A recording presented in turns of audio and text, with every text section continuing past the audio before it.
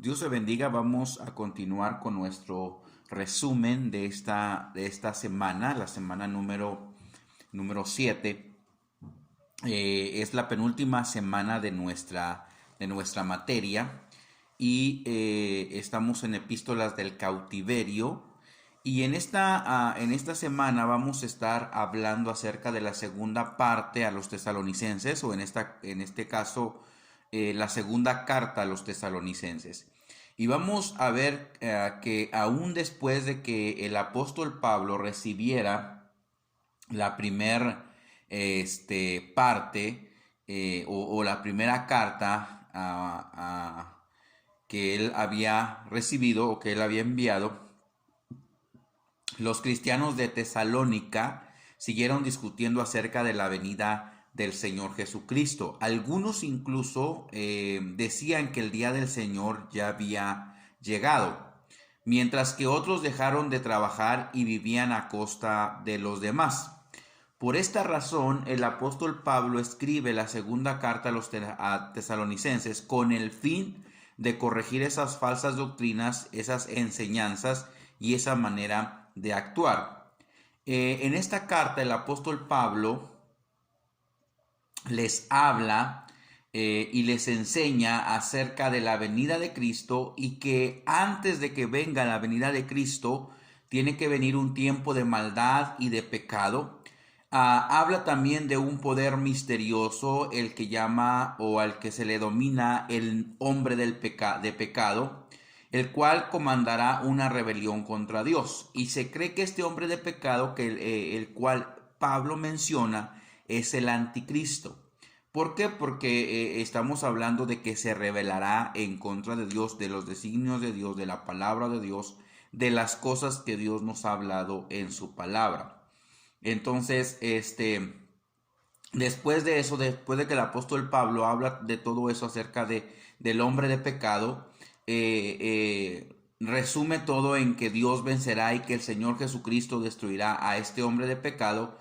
Y Pablo le pide a los lectores de esta carta que continúen firmes en la fe, o sea, que no escuchen las voces de afuera y que no se enrolen en ese tipo de comentarios, en ese tipo de enseñanzas falsas, de doctrinas falsas, ¿sí?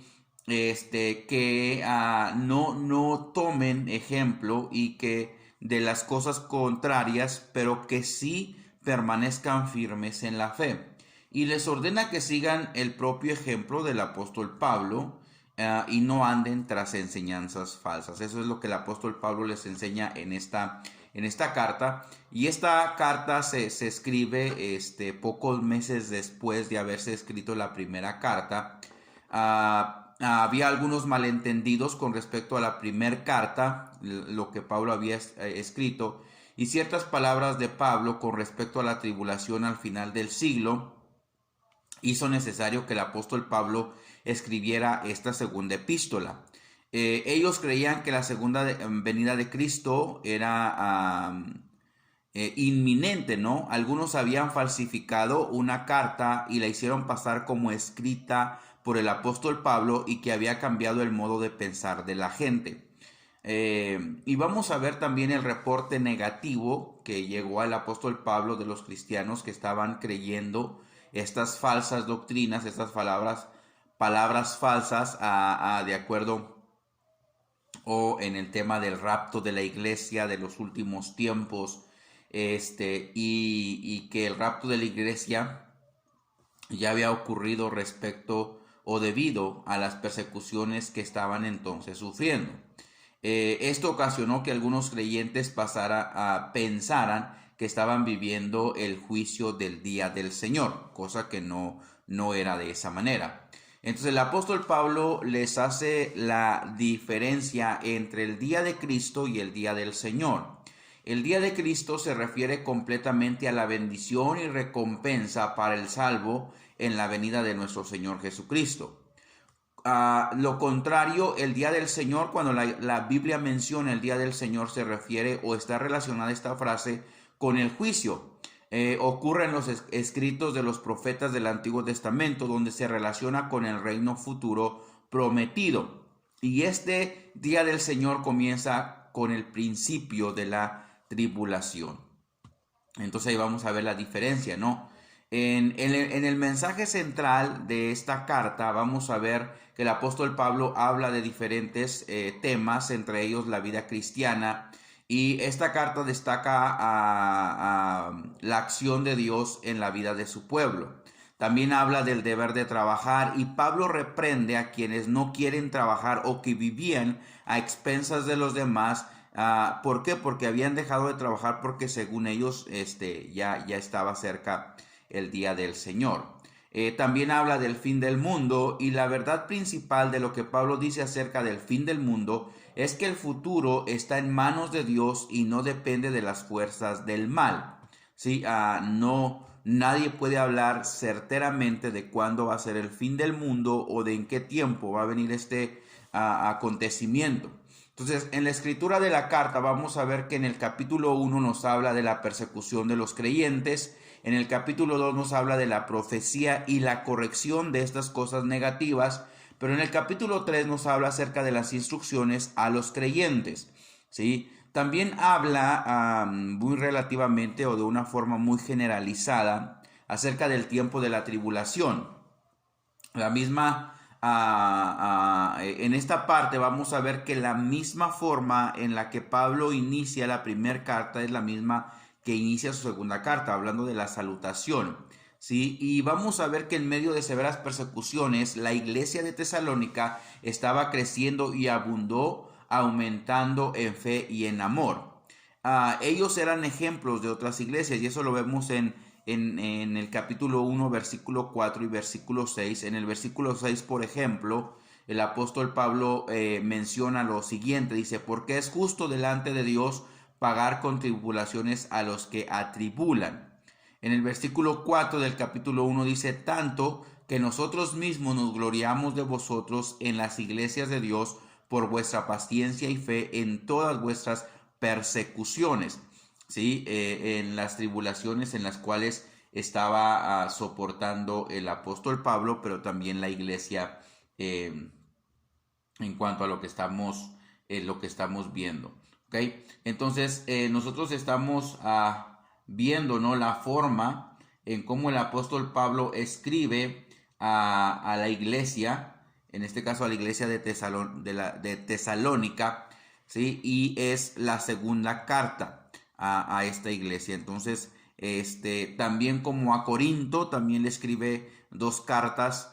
En esta ocasión también escribe dos cartas a lo que es la iglesia a los tesalonicenses. Entonces vamos a ver el aliento que el apóstol Pablo les da en medio de la persecución, ¿sí? Y les exhorta a ser agradecidos o a estar alabando a Dios en medio de las circunstancias por la perseverancia que se obtiene en ese tiempo, ¿no? Habla de las acciones de gracias, habla de la fe y el amor que deben ir en aumento. Hablan del orgullo del apóstol Pablo. No estamos hablando de un orgullo negativo, un orgullo de maldad, sino él reconocía el trabajo de esta iglesia y por tanto le enorgullecía el saber que esta iglesia estaba trabajando de una manera correcta. También habla acerca o da una explicación del propósito de la persecución. Y aquí es donde habla acerca del día del Señor.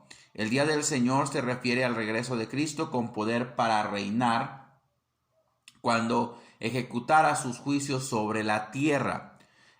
Habla también del justo juicio, que se refiere a que las persecuciones y tribulaciones son justas en el sentido de que la iglesia está sufriendo por la causa del reino de Dios y los que los persiguen tendrán el castigo merecido, porque obviamente Dios es justo.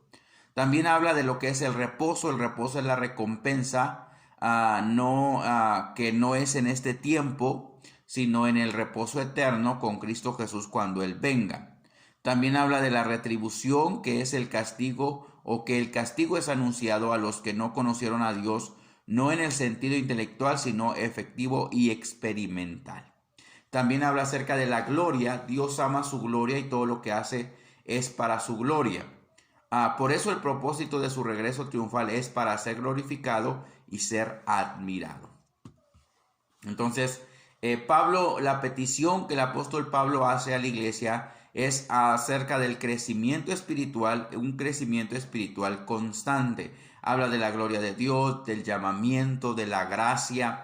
Es una carta muy completa en cuanto a lo que es doctrina, lo que es la forma en la cual el apóstol Pablo habla a la iglesia, ¿no? Y Pablo también explica la oración o hace una oración por la iglesia, y vamos a ver también una explicación acerca de esta oración, qué es lo que Pablo involucra, cuáles son los elementos que el apóstol Pablo involucra en esta oración por los hermanos que están en Tesalónica, y que de una o de otra forma Pablo estaba interesado en la vida de estos hermanos. Entonces vamos a hablar en el capítulo 2 acerca de la profecía y la corrección, ¿sí? Y vamos a ver que Pablo comienza este capítulo con el énfasis en el rapto, o sea, la venida de nuestro Señor Jesucristo y nuestra reunión con Él.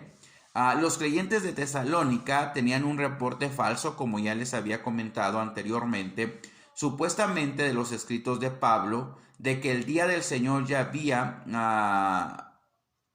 pasado,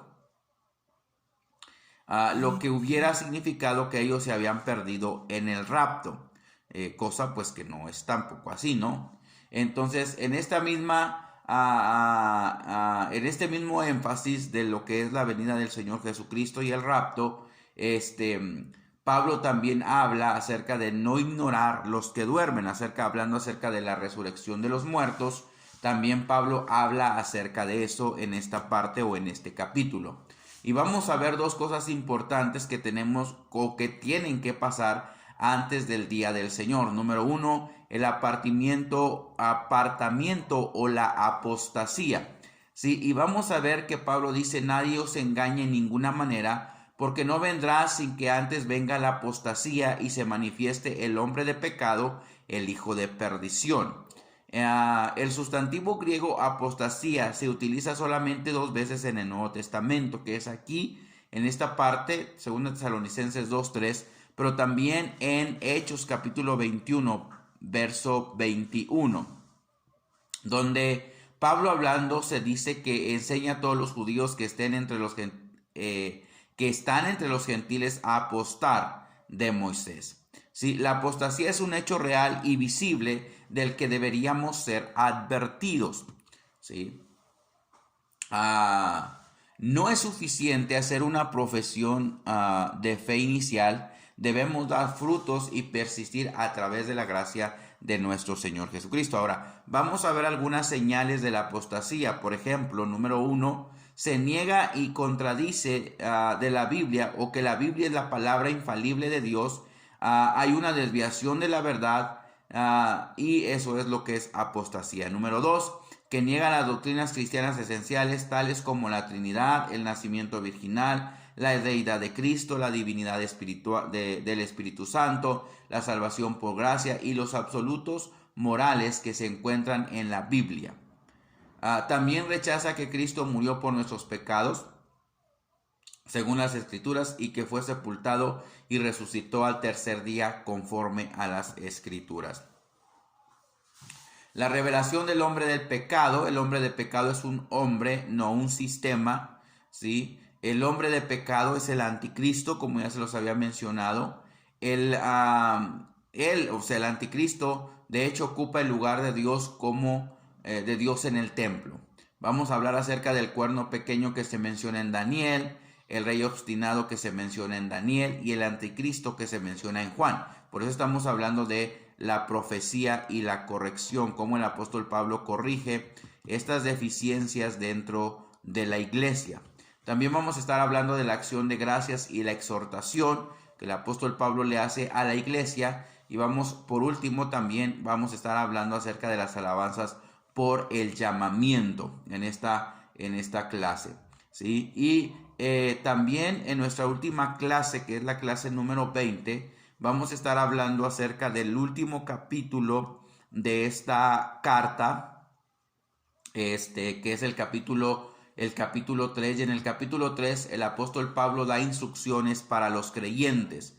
de cómo deberían de guiarse, ¿no? Y en este capítulo Pablo transmite algunas instrucciones en una manera amorosa y firme.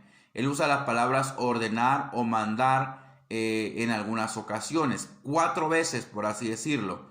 En el capítulo 4, en el capítulo, versículo 4, versículo 6, versículo 10 y versículo 12 de 2 Tesalonicenses capítulo 3.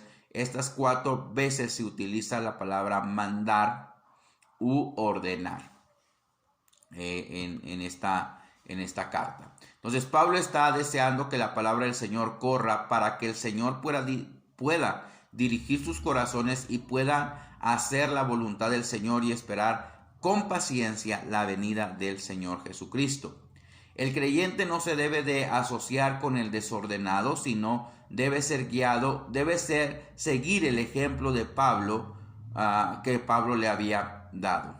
En la última sección, Pablo recalca las necesidades de la vida diaria y los tesalonicenses tienen que trabajar. No hay trabajo, no hay comida. Eso es lo que el apóstol Pablo dice. El que no trabaja, que no coma.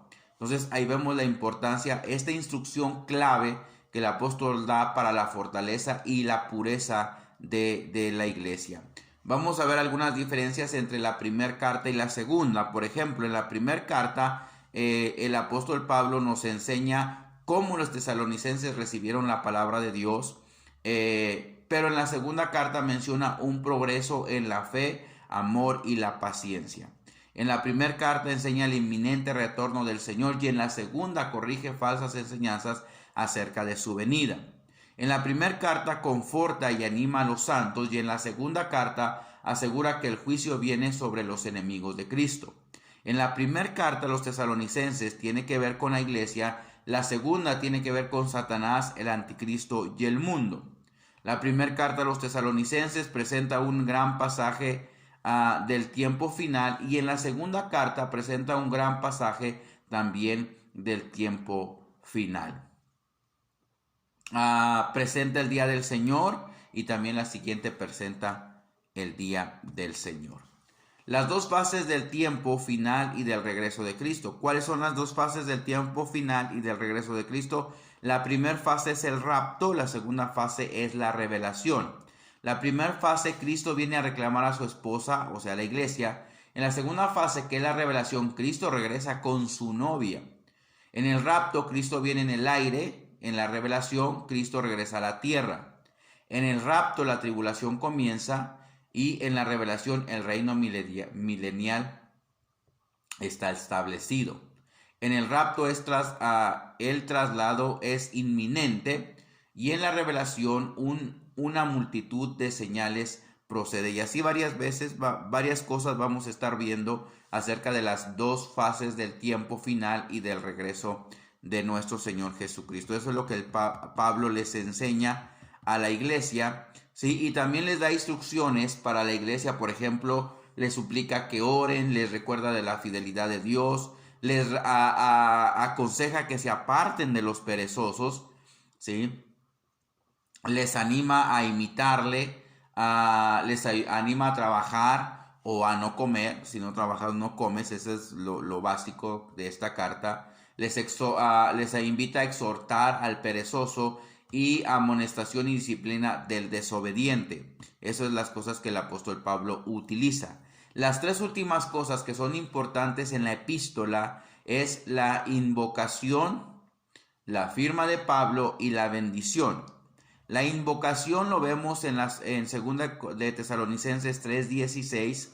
La firma de Pablo está en 2 de los Tesalonicenses 3:17 y la bendición está en 2 de los Tesalonicenses 3:18. Y por último, vamos a ver un resumen general de la carta. Vamos a hablar del trasfondo, del mensaje central y de la estructura de la carta. Cada uno tiene su descripción, ¿sí? Hablamos de que unos cuantos meses después de que Pablo envió la primera carta, tuvo la necesidad de enviar la segunda, ¿sí? Y decide escribirla por las cosas negativas que se estaban llevando a cabo dentro de la iglesia. El mensaje central de la carta es estar firmes y retener la doctrina que habéis aprendido. Y la estructura de la carta es la persecución de los creyentes, la profecía y la instrucción de los creyentes, como ya lo habíamos visto anteriormente. Entonces, esto es lo que vamos a ver en las clases, 3 clases de esta semana de las epístolas del cautiverio, ¿sí? Y yo sé que han sido de mucha bendición para nuestra vida y seguimos adelante aprendiendo de la palabra de Dios y siendo fieles a su palabra, esperando con paciencia la venida del Señor Jesucristo. Dios te bendiga, Dios te guarde, nos vemos la próxima semana.